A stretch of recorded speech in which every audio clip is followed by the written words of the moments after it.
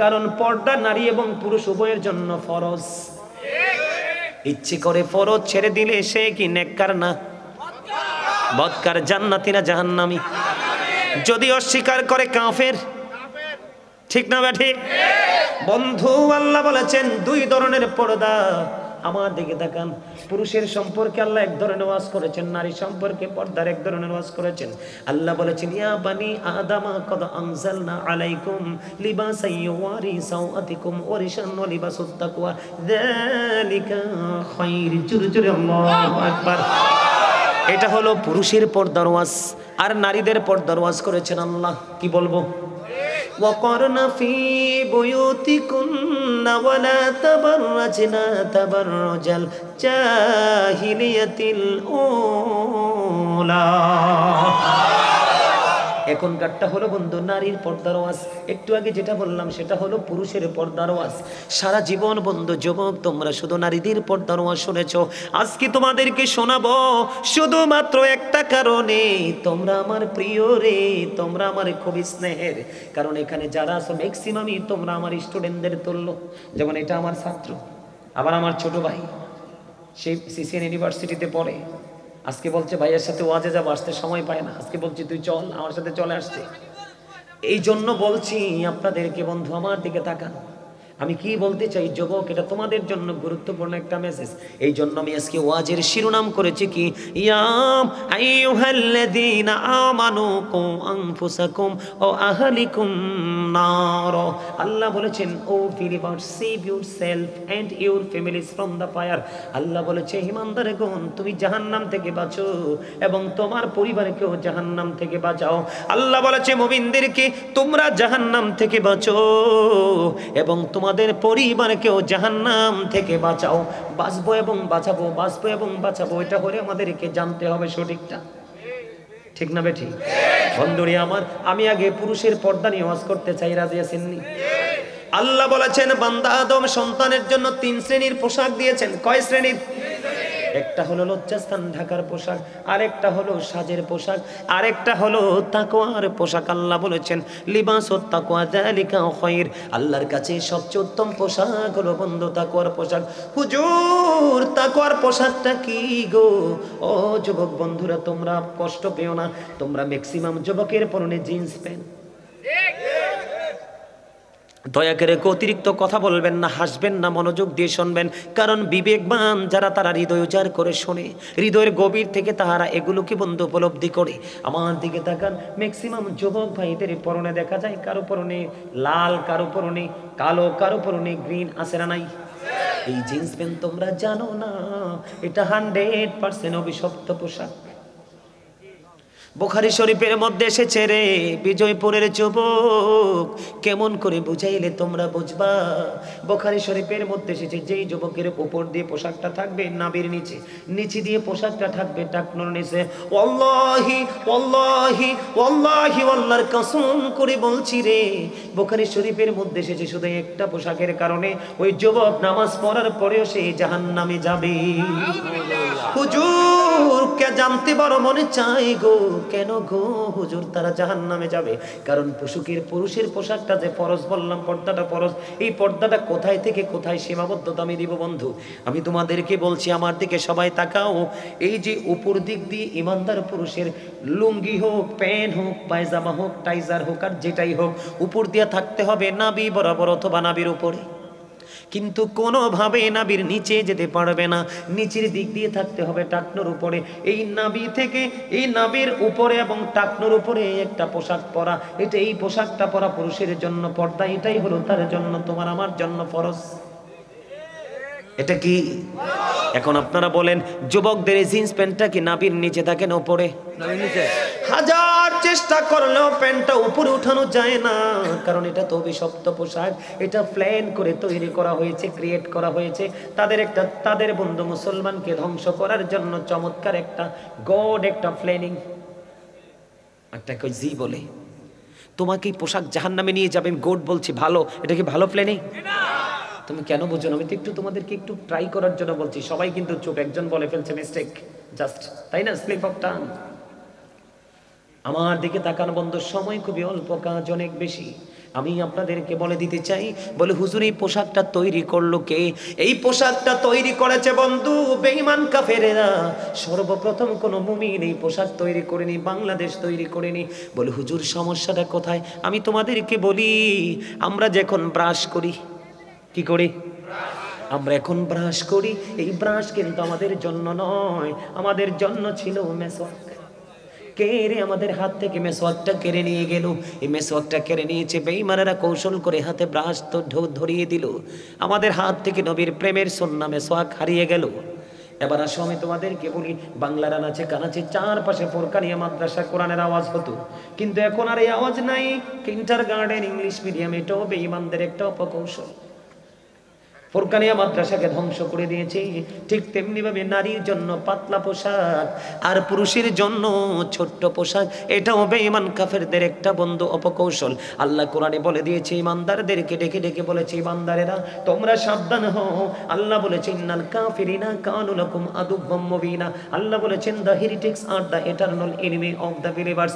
আল্লাহ বলেছে ইমানদারদের প্রকাশ্য শত্রু হলো বেঈমানেরা। বেঈমানেরা চায় না মুসলমান সুখী হোক দুনিয়াতে এবং আখিরাতে। আপনারা ফিলিস্তিনের দিকে তাকান, ধ্বংস করে দিচ্ছে ইসরায়েলি ইহুদিরা, ঠিক না বেঠিক? আরো জোরে বলেন। এই জন্য বলছি যুবক, তোমরা যে জিন্স প্যান্টটা পরে মসজিদে যাও, আমি পরে আসছি, তার আগে আমি তোমাদেরকে বলে দিতে চাই, সাবধান করতে চাই, যদি তোমরা বিবেকবান হও আজকে থেকে অভিশপ্ত পোশাক ছেড়ে দেবে, আর বিবেকহীন হলে তোমরা পড়তে থাকবে। তবে ইনশিওর করে বলেছি, কোট করে বলছি, বুখারীতে এসেছে, আমি নিজে দুইটা চোখ দিয়ে দেখে হাদিসটা পড়েছি, ওই পুরুষগুলো জাহান্নামে যাবে, কেউ তাদেরকে বাঁচাতে পারবে না। তিন শ্রেণীর মানুষকে আল্লাহ কিয়ামতের দিন ক্ষমা করবে না, দয়া করবে না, মায়া করবে না। আমার দিকে তাকাও বন্ধু। এক শ্রেণীর মানুষ হলো যারা অহংকার করে করে টাকনুর নিচে ঝুলিয়ে ঝুলিয়ে পোশাক পরে, নাউজুবিল্লাহ বলেন না। লুঙ্গি হোক, প্যান্ট হোক, পায়জামা হোক, ট্রাউজার হোক, যেই কোনো পোশাকই হোক। 2 নাম্বার হলো যারা মানুষের উপকার করে খোটা দেয়। 3 নাম্বার হলো আপনাদের এদিকে দোকানপাট ব্যবসা বাণিজ্য করে কি করে না? দোকানদাররা কৌশলে কাস্টমারকে ঠকায় কিনা? পচা জিনিস দিয়ে দেখ কাস্টমারের মনের অজান্তে দেয় কি দেয় না? মূল কথা হলো মিথ্যে কথা বলে ঠকিয়ে ঠকিয়ে যারা টাকা উপার্জন করে, তাদের কোনো ক্ষমা নাই রে। ও বন্ধু, মসজিদে নববীর মধ্যে আমার নবী অবস্থান করতেছে, হঠাৎ করে এক জনৈক ব্যক্তি এসে নামাজের নিয়ত বেঁধে ফেললো। কথা বুঝবেন কিন্তু, গুরুত্বপূর্ণ হাদিস। তিনি নিয়ত বেঁধে ফেললেন, নিয়তটা বাঁধার পরে আমার নবী ডাক দিয়ে বললেন, তুমি ওযু করে আসো। লোকটা তো নিয়ত বেঁধে ফেলেছে, তিনি নামাজ নিয়ত ভেঙে ওযু করতে গেলেন। ওযু করে এসে তিনি আবার বন্ধ নামাজের নিয়ত বাঁধলেন। আল্লাহর হাবিব বললেন, তুমি ওযু করে আসো। তিনি তো নামাজের নিয়ত বেঁধে ফেলেছে, আবার নামাজের নিয়ত ভেঙে তিনি ওযু করতে গেল। ওযু শেষ হওয়ার পরে বন্ধু আবার তিনি নামাজে এসে দাঁড়ালেন, ওযু করে এসে তৃতীয়বার বললেন ওযু করতে, ওযু করে এসো। আরেকজন নবীকে প্রশ্ন করলেন, ইয়া রাসূলুল্লাহ, ইয়া হাবিবাল্লাহ, নবী গো, ও প্রাণের নবী, বারবার কেন বলছেন ওযু করার জন্য? আমার নবী বললেন, রে আমি বারবার কেন বলছি ওযু করার জন্য? তোমরা জানো না সেই যে পোশাকটা পরেছে শরীয়তের সীমা লঙ্ঘন করেছে। আল্লাহ রাব্বুল আলামিন পবিত্র কালামে হাকিমে বলে দিয়েছেন, উপর দিয়ে নাভির উপরে থাকতে হবে বা নাভি বরাবর থাকতে হবে, নিচের দিক দিয়ে এটা টাকনোর উপরে থাকতে হবে। রে যুবক রে দল, সে তো টাকনোর নিচে বারবার পোশাক পরে দিয়ে নামাজের নিয়ত বাঁধছে, কিয়ামত পর্যন্ত নামাজ পড়তে পারবে রে, তার নামাজ আল্লাহর দরবারে কবুল হবে না। জোরে জোরে বলুন না নাউজুবিল্লাহ।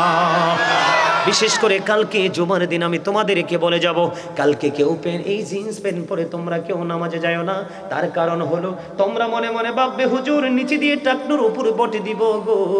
আমার প্রশ্ন হলো, নিচটা তুমি বটে না হয়ে উপরে উঠাইয়া দেবা, কিন্তু কোমরটাকে উঠাইবার কোনো ক্ষমতা নাই, কারণ এটা জন্মই হয়েছে ছোট্ট হয়ে, ঠিক কিনা বলে? বলে হুজুর ঢাকা থাকবে, ঢাকা থাকলেও তোমাকে মনে করতে হবে আল্লাহ বলেছে বরাবর বা উপরে রাখো, তোমার ইখতিয়ার নাই এটাকে নিচে রাখার। নিচে রাখা মানি হলো আল্লাহর অর্ডারকে তুমি উপেক্ষা করা, ঠিক কিনা বলেন? আমার কথা কি আপনাদের বুঝে আসে? এবার হযরতে আবু বকর সিদ্দিক রাদিয়াল্লাহু তাআলা আনহু প্রশ্ন করলেন, ইয়া রাসূলুল্লাহ, নবী গো, প্রাণের নবী, জানতে বড় মনে চায় গো, আমি সব সময় আমার পোশাকটা টাকনোর উপর টাকনুর উপর রেখে পড়িগো নবী মনের অজান্তে টাকনুর নিচে চলে আসে। ইয়া রাসূলুল্লাহ, আমি কি সাজার অন্তর্ভুক্ত হব? আমার নবী বললেন, না না, যারা ইচ্ছে করে জেনে বুঝে টাকনুর নিচে পড়ে তারা সাজার অন্তর্ভুক্ত, কিন্তু যাদের পোশাকটা টাকনুর নিচে চলে যায়, মনে যখন হয় আবার তারা উপরে উঠায়, তাদের জন্য কোনো সাজা নাই। আমি তোমাদেরকে বলি, যুবক, তোমরা যে টি শার্ট পরে যাও, একটা কোল গলার হলা গেঞ্জি পরে যাও, তোমরা জানো না তোমরা যখন রুকুতে যাও, তোমরা রুকুতে যাওয়ার পরে রুকুতে যখন যাবে 100% বলছি রে, পিছনের কাতার থেকে নিশ্চিত তোমার লজ্জাস্থান মানুষ দেখতে পায়। কথা বলেন না কেন? আমার কথা কি আপনাদের বুঝে আসে? এটা আমার কথা না, কোরআন হাদিস থেকে সংগ্রহ করা বন্ধু। যার লজ্জা নাই তার ঈমান নাই, যার ঈমান নাই তার আমল করে কোনো লাভ নেই। কথা বলেন না কেন? কখনো কোনো মুমিন তার এই গোপন অঙ্গ অন্যকে দেখাইতে পারে না। এখন দেখাইলে সমস্যাটা কি? তোমার গোপন জায়গা ঢেকে রাখার জন্য আল্লাহ পোশাক দিয়েছে। কারণ আল্লাহ রাব্বুল আলামিন বলে দিয়েছেন, বলবো লাকাদ খলাকনাল ইনসানা ফি আহসানি তাকওয়িম। আল্লাহ মানুষকে সুন্দর করে বানিয়েছে, এই সুন্দর মানুষকে আরো সুন্দর রাখার জন্য পোশাক দিয়েছে, তুমি লজ্জাস্থান দেখানোর জন্য না। এরে মধ্যম বিজয়পুরের যুবক, হৃদয় খুলে শোনো বন্ধু। ও বন্ধু, কথাগুলো উড়িয়ে দিও না, অত্যন্ত ভয়ঙ্কর এই পোশাকটারে। তুমি যখন নামাজে গেলা, রুকু গেলা, পিছনের কাতার থেকে আরেকজন তোমার লজ্জাস্থানটা দেখতে পাইলো, আর ওই ব্যক্তির ক্ষতি হলো কি? ওই ব্যক্তির ক্ষতি হলো তার চোখের জিনা হয়েছে। কারণ জিনাল আইনুন নাজরু, চোখের জিনা হলো, চোখের পাপ হলো নোংরা জিনিস দেখা। এখন তুমি তোমার গোপন লজ্জাস্থান দেখিয়ে রেখেছো। চোখের কাজ কি দেখা নাকি বন্ধ করে রাখা? তুমিও পাপী, তুমিও জাহান্নামী, আরেকজনকেও তুমি জাহান্নামী বানিয়েছো। এই জন্য বলছি, আগামী কালকে জুমার দিন বিজয়পুরের যুবক, তোমরা জিন্স প্যান্ট অভিশপ্ত পোশাক ছেড়ে দিও। আগামী কালকে থেকে বলো, হুজুর আমরা তো অফিসিয়াল জব করি, সমস্যা নাই, দর্জি দোকানে যাবে, তোমরা দর্জি দোকানে গিয়ে মাজা বরাবর মাপ দিয়ে প্যান্ট বানাবা, শু পরবা, টাকনোর উপরে প্যান্টটা থাকবে।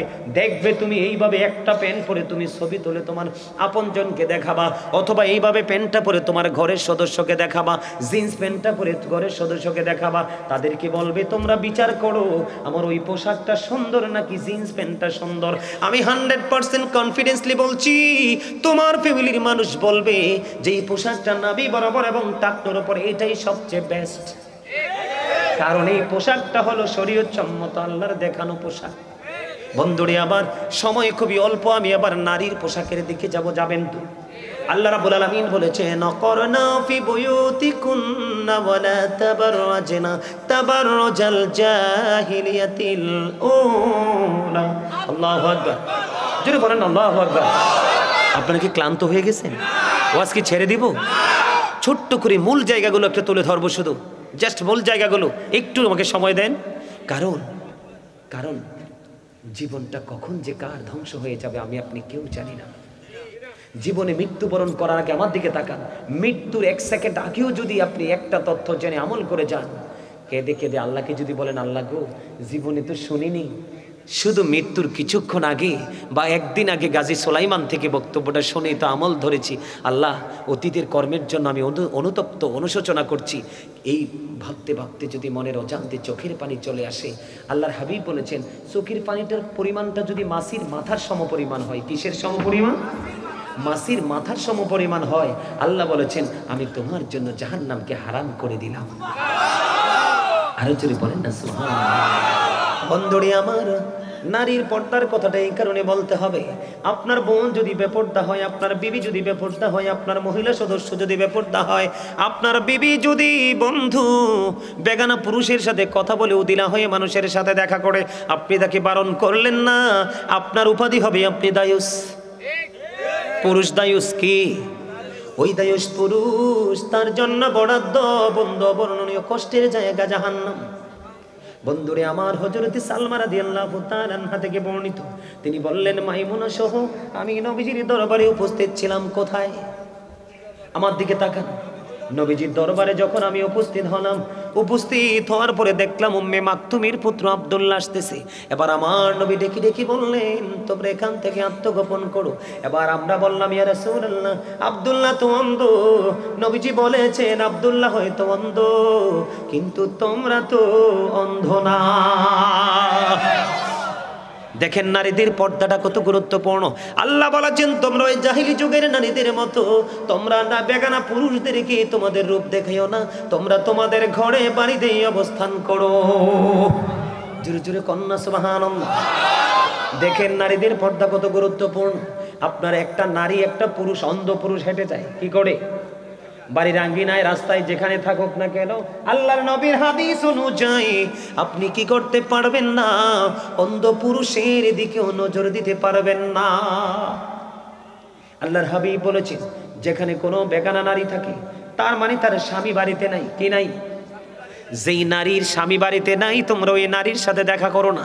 কারণ যেখানে বেগান একজন পুরুষ থাকে, বেগান একজন নারী থাকে, এখানে থার্ড পারসন থাকে শয়তান, তখনই নারী পুরুষ ব্যভিচারে লিপ্ত হয়। ঠিক কিনা বলে? আমি আমার মা বোনদেরকে বলবো, যাদের স্বামী বিদেশে আছে অথবা বড় অফিসিয়াল জব করে, তুমি এক জেলায়, তোমার স্বামী আরেক জেলায়, স্বামী বাড়িতে না আসা পর্যন্ত তুমি সুন্দর পোশাক পরিধান করো না, তুমি ভালো করে সাজগোজ করো না, কারণ তোমার দিকে বেগানা পুরুষের দৃষ্টি যাবে। আল্লাহর হাবিবকে প্রশ্ন করা হলো, ইয়া রাসূলুল্লাহ, দেবর সম্পর্কে আপনি কি বলবেন? আমার নবী বললেন, একটা নারী তার দেবরের সাথে দেখা করার চাইতে তার মৃত্যু অনেক ভালো। জোরে জোরে বলেন না নাউজুবিল্লাহ। এখন তো অনেক স্বামী, অনেক বিবি আছে বন্ধু, দেবরের চেয়ে স্বামীর চাইতে দেবরের সাথে প্রেম বেশি। আমার কথা বলেন ঠিক না বেঠিক? আল্লাহর হাবিব সরকারে মদিনা তিনি বলে দিয়েছেন, আমাদের মধ্যে কিন্তু কিছু মর্দা মহিলা আছে। মর্দা মহিলা তাদেরকে বলা হয় যারা পুরুষের মতো চলাফেরা করে, পুরুষের মতো পোশাক পরে, পুরুষের বন্ধু জুতা পরে, প্যান্ট শার্ট পরে, তাদেরকে বলা হয় মর্দা মহিলা। আল্লাহর হাবিব সরকারে মদিনা তিনি বন্ধু বলে দিয়েছেন, তিনি বলে দিয়েছেন মর্দা মহিলাদের জন্য জাহান্নাম বরাদ্দ, আর জাহান্নামের মধ্যে তাদের জন্য খাবার বরাদ্দ। কি বরাদ্দ? এই খাবারটার নাম হলো তিনাতুল খাবাল। এদিকে তাকান, খাবারটার নাম কি? তিনাতুল খাবাল। ইয়া রাসূলুল্লাহ, ইয়া হাবিবাল্লাহ, নবী গো, ও প্রাণের নবী, এই তিনাতুল খাবালটা কি গো নবী? আমার নবী বললেন, এই তিনাতুল খাবালটা হলো আরেকটা জাহান্নামের নিংড়ানো রক্ত পুজ অথবা ঘাম। আওয়াজ তুলে বলেন না নাউজুবিল্লাহ। আমার কথা কি বুঝছেন? তার মানে দায়ুস যে মহিলাগুলো হয়েছে, তারা পর্দার বাইরে চলে গেছে, স্বামীর কথা অমান্য করেছে, কোরআন হাদিসের কথাকে অমান্য করে তারা দেদারসে চলছে। এখন অনেক মহিলা আছে না জিন্স প্যান্ট পরে? দেখেন, আমি আপনাদেরকে হাসার জন্য বলছি না, আমি কিন্তু আমার পুরো পরিবারের চাহিদা মিটাই, আমার পরিবারের পুরো শপিং কিন্তু আমি করি। কোনো মহিলা কিন্তু ঘর থেকে বের হয় না।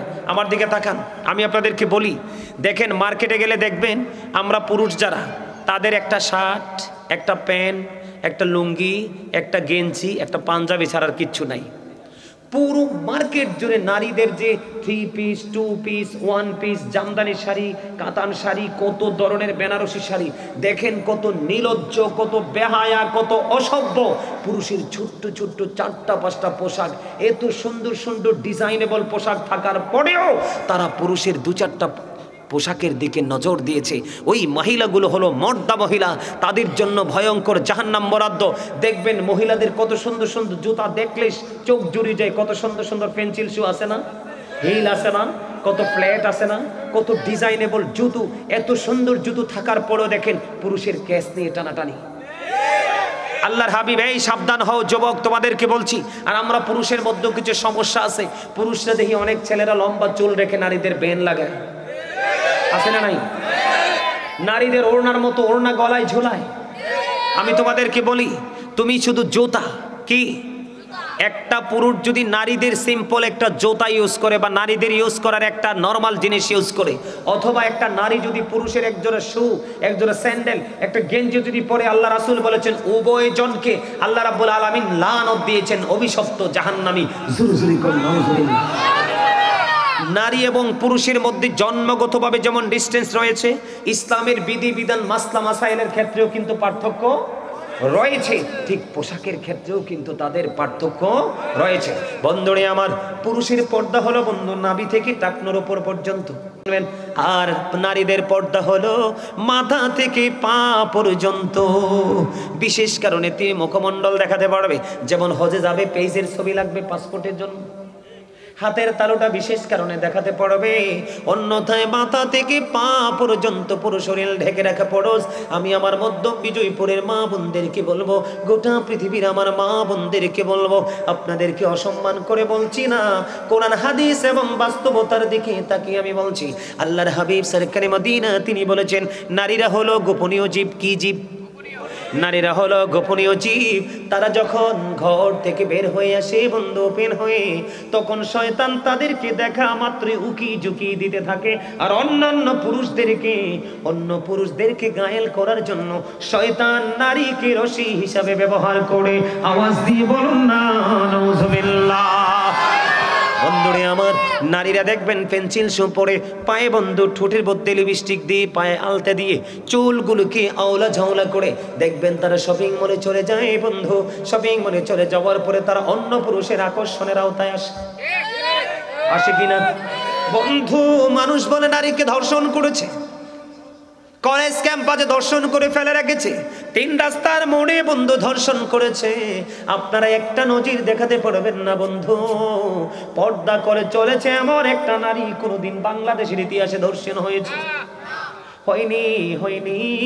কারণ তুমি যে ল্যাংটা হয়ে, তুমি উদিনা হয়ে, তোমার বডিকে দেখি তুমি চলাফেরা করছো। কেন বলে হুজুর ল্যাংটা শব্দটা তো খারাপ, এটা ইউজ করলেন কেন? এটা ইউজ করেছি আমি নয়, এটা আমার নবী ইউজ করেছেন। আমার নবী, আপনার নবী বলেছেন, যেই নারী পোশাক পরার পরেও তার মাথার চুল দেখা যায়, যেই নারী পোশাক পরার পরেও তার বডি দেখা যায়, যেই নারী পোশাক পরার পরেও তার অঙ্গ দেখা যায়, তোমরা ওই নারীকে কখনোই পোশাক পরিহিত নারী বলো না। ওই নারী হলো ল্যাংটা, ওই নারী হলো উলঙ্গিনী। কারণ নারীদেরকে পোশাক দেওয়া হয়েছে তার পুরো শরীরটাকে ঢেকে রাখার জন্য, এটা তার ফরজ। যেই মহিলাই ফরজটাকে, আল্লাহর হুকুমটাকে মানলো না, হাদিস শরীফের অর্ডারকে মানলো না, তারা এবং আল্লাহর হাবিবের অর্ডারকে অমান্য করলো, তারা কখনোই ইসলাম প্রিয় হতে পারে না। বন্ধুরে আমার দিকে তাকান। আমার নবী হাদিস শরীফের মধ্যে এসেছে, হযরত আবু বকর সিদ্দিক রাদিয়াল্লাহু তাআলা আনহুর কন্যা হযরত আসমা রাদিয়াল্লাহু তাআলা আনহা আমার নবীজির কাছে গেলেন, গিয়ে নবীজিকে সালাম দিলেন। সালাম দেওয়ার পরে আমার নবীজি তার দিকে দৃষ্টি দিলেন। দৃষ্টি দেওয়ার পরে দেখলেন তার মাথায় বন্ধু পাতলা ওড়না। কি ওড়না? পাতলা ওড়না, ওড়নার ফাঁকি দিয়ে তার চুলগুলো দেখা যায়। বন্ধু তিনি কি করলেন? আমার নবীজির পবিত্র চেহারা মোবারক অন্যদিকে ঘোরালেন, ঘুরিয়ে তার দিকে আর তাকায় না। আমার নবী দেখে ডেকে বললেন, আসমা রে, মেয়েরা যখন নাবালিকা থেকে সাবালিকা হয়, একটু বড় হয়, তখন তাদের মোটা কাপড় পরে তার শরীরটা ঢেকে রাখা ফরজ। জোরে জোরে কন্যা সুবহানাল্লাহ।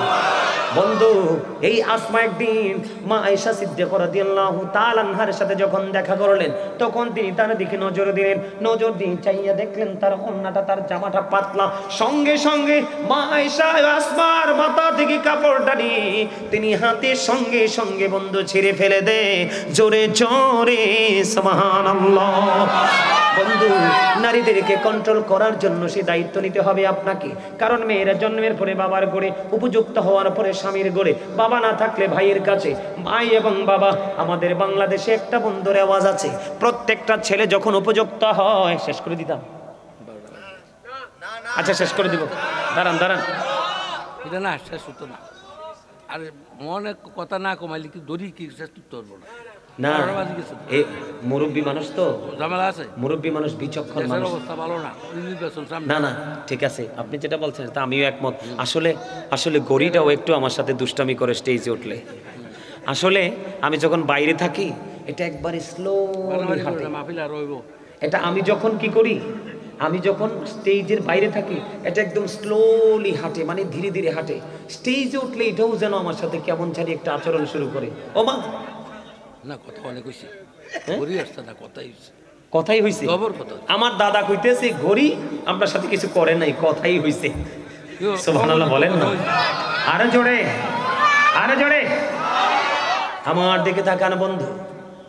প্রত্যেকটা ঘরে ঘরে ছেলে যখন উপযুক্ত হয়, বাবা ধার্মিক বউ খোঁজে।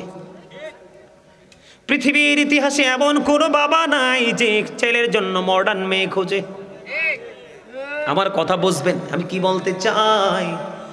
প্রত্যেকটা বাবা তার সন্তানের জন্য মডার্ন বউ খোঁজে না, নামাজি বউ খোঁজে। মডার্ন নামাজি বউ খোঁজে। এখানে সমস্যা হলো আপনি আমি একদিকে সচেতন, আরেক দিকে অসচেতন। আমি আজকে আপনাদেরকে বলে দেয় মধ্যম বিজয়পুরের মানুষ, গোটা পৃথিবীর আমার মা বোনদেরকে বলবো গো, যারা মা হয়েছেন বাবা হয়েছেন তাদেরকে আমি বলবো, প্রত্যেকটা ঘরে ঘরে পর্দাশীল মেয়ে তৈরি করেন, তখন নামাজি বউ খুঁজতে হবে না। মেয়েকে পাঠিয়ে দিলেন শপিং মলে, বউ বানিয়ে আনতে চান নামাজি, কেন বোঝেন না? প্রত্যেকটা বাবার ঘর থেকে মেয়ে তো বউ হয়ে আরেকটা বাবার ঘরে যায়। প্রত্যেকটা বাবার ঘরে যদি মডার্ন মেয়ে তৈরি হয় তাহলে অটোমেটিক্যালি মডার্ন বউ ঘরে যাবে। কথা বোঝে না? তাহলে নারীর পর্দার সম্পর্কে আপনাদেরকে কালেকশন কিছু হ্যাঁ ওই শেষ করে দিয়েছে। সম্মানিত উপস্থিতি, আসলে রাত্র অনেক হয়ে গেছে। না আমার কথা শুনেন, আপনারা কেউ কষ্ট পায়েন না। আমি আবার যদি কোথাও দেখা হয় আপনাদের সামনে আরো আলোচনা করব। তবে আমার আরেকটু কথা আছে, আপনারা যাবেন না? তাবারুক আছে, দেখেন আপনাদেরকে আমি কি বলে যে ধন্যবাদ দিব সে ভাষা আমার জানা নাই। তাবারুক ছাড়াই এত মানুষ, আর তাবারুক থাকলে আমার মনে হয় 3 গুণ হইতো মানুষ। ঝামেলা হয় আসলে আপনারা আসলেই ইসলাম প্রিয়, এতে কোনো সন্দেহ আমি আপনাদেরকে খুশি করার জন্য বলছি না। আলহামদুলিল্লাহ। না না না না না দাঁড়ান, কথা বলবেন এতক্ষণ অত্যন্ত চমৎকার ভাবে আপনার আলোচনা শুনছেন। আমার দিকে তাকান, আমি শেষ করতেছি, এদিকে তাকান। আমি আপনাদেরকে কি বলি, সম্মানিত উপস্থিতি, আমি আপনাদেরকে কি বলি শোনেন। কেন বললাম আপনাদেরকে এই কথাগুলো? কারণ আমাদেরকে একদিন যেতে হবে, এটা কিন্তু বাধ্যতামূলক। এই যাওয়া থেকে বাঁচার কোনো উপায় আছে? অল মেন উইল ডাই, সকল মানুষকে মরতে। একটা কোরআনের আয়াত আছে, কুল্লু নাফসিন যায়কাতুল মাউত, ঠিক না? সম্মানিত উপস্থিতি, আমার দিকে তাকান। আল্লাহ বলেছেন ইন্না বাতশা রাব্বিকা লাশাদীদ। আল্লাহ বলেছেন the seizing of Allah is difficult. আল্লাহর ধর, আল্লাহর পাকড়াও বড় শক্ত, বড় কঠিন। তার মানে আল্লাহ বান্দাকে খুব শক্তভাবে ধরবে। আল্লাহ বলেছেন ইন্নাল্লাহা সারিউল হিসাব, আল্লাহ is quick to take account. আল্লাহ হিসাব গ্রহণে অত্যন্ত তৎপর। আল্লাহ আপনাকে আমাকে ধরবে খুব শক্তভাবে, হিসাবও নেবে খুব শক্তভাবে। আমার দিকে তাকান। কিন্তু এখানে তো বন্ধু বান্ধব আত্মীয় স্বজনের কোনো অভাব হয় না, কিন্তু ওপারে তো এরকম কিছু থাকবে না। ওপারে তো এমন কোনো সিস্টেম থাকবে না। সবচেয়ে বড় ভয়ঙ্কর, এদিকে তাকান, অসুস্থ হলে ডাক্তার আছে, অভাবে পড়লে বড়লোক আত্মীয় স্বজন আছে, আছে না? আপনি যখন কোনো বিপদে পড়েন তখন কিন্তু আপনাকে হেল্প করার জন্য কত প্রিয় মানুষ এসে দাঁড়িয়ে যায় না? কিন্তু ওপারে যদি বিপদে পড়েন কি হবে দেখেন না, কতটা ভয়ঙ্কর হবে ওপারটা। আল্লাহ কি বলে দেখেন না, আমার দিকে তাকান। আল্লাহ বলেছেন লা ইয়ামুতু, আল্লাহ বলেছেন লা ইয়ামুতু, people will not die that day, সেদিন মানুষ মরতে পারবে না। আল্লাহ বলেছেন ফিহা ওয়ালা ইয়াহইয়া, people will not be able to live that day, সেদিন মানুষ বাঁচতেও পারবে না। আল্লাহ বলেছেন ওমা হুম আনহাবি গায়িবিন, people will not be able to escape that day, সেদিন মানুষ সেখান থেকে পালাতেও পারবে না। মানুষ বাঁচতেও পারবে না, মরতেও পারবে না, পালাতেও পারবে না। সম্মানিত উপস্থিতি, আমি আপনাদেরকে হাত জোর করে অনুরোধ করব, আপনারা 5 ওয়াক্ত নামাজ পড়বেন, হালাল পথে রোজগার করবেন। সম্মানিত উপস্থিতি, আপনারা কি আমার একটা কথা রাখবেন নাকি আমাকে ছেড়ে চলে যাবেন? আমি আপনাদের সবাইকে নিয়ে একটু সময়ের মধ্যে, অল্প সময়ের মধ্যে শেষ করব, দোয়া করে যেতে চাই। তার আগে আপনাদের কাছে আমি একটু সাহায্যের হাত বাড়াবো। আমি আপনাদেরকে একটু সাহায্যের হাত বাড়াবো। আমার দিকে তাকান, এইদিকে তাকান। সবার চিন্তা ভাবনা একরকম না, আমার দিকে তাকান। আমি আপনাদেরকে কি বলি, সাহায্যের হাতটা এই জন্য বাড়াবো মাদ্রাসাটার জন্য। আমি বলি, আমি বিশ্বাস করি আপনারা 100% ইমানদার, 100% আল্লাহ রাসূল প্রেমিক। আমার দিকে তাকান। আল্লাহ বলেছেন আল্লাযীনা ইউমিনুনা বিল গায়বি ওয়া ইউকিমুনাস সালাতা ওয়া মিম্মা রাযাকনাহুম ইউনফিকুন। আল্লাহ বলেছেন সাবধানে ওরাই যারা অদৃশ্যে বিশ্বাস করে, তার মানে গায়েবকে বিশ্বাস করে এবং সালাত কায়েম করে, নিজে নামাজ পড়ে অন্যকে নামাজ পড়ার জন্য ডাকে। তারপরে বলেছেন অমিম্মা রাযাকনাহুম ইউনফিকুন। আল্লাহ বলেছেন আল্লাহ যে দৌলত দিয়েছে তা থেকে তার আল্লাহর সন্তুষ্টির জন্য খরচ করে। আচ্ছা, এই মাদ্রাসাতে কোরআনে হাফেজ হবে, কোরআন হাদিসের গান শিখাবে, নবীর প্রেম শিখাবে, ইসলামে আদর্শবান স্টুডেন্ট তৈরি করে পাঠাবে। ওই মাদ্রাসাটা পরিচালনার জন্য একটু আপনাদেরকে যার যার জায়গা থেকে একটু সাহায্য করতে হবে। 10টা মিনিট মাত্র, 10টা মিনিট। আমি আপনাদেরকে অ্যামাউন্ট দিব না, যার তৌফিক যতটুকু, 1 টাকা, 5 টাকা, 10 টাকা, 20 টাকা, 100 টাকা, 500 টাকা, 1000 টাকা, যে যা পারেন। মারহাবা মারহাবা। Close your camera. এই টাকাটা তোরা দাঁড়া, এদিকে এদিকে দে। এই সাকিব দেস না। আপনার নাম কি? আপনি দাঁড়ান, আপনার কাছে লোক যাবে, আপনাদের কাছে লোক যাবে, উঠবেন না। আপনার নাম কি? আল্লাহ গো, আমার এক ভাই এবাদুল হক নবীর ঘর মাদ্রাসার জন্য উনি নগদ